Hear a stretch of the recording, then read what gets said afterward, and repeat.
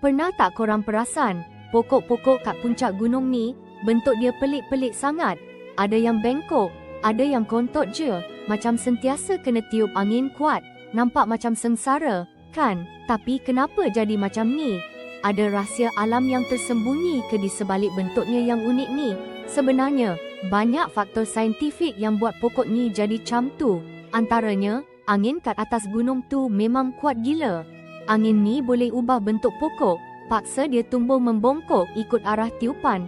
Macam kita pegang payung masa ribut, kena tahan tekanan angin tu. Selain tu, tanah yang nipis, suhu sejuk melampau, dan tempoh tumbuh yang singkat pun main peranan penting.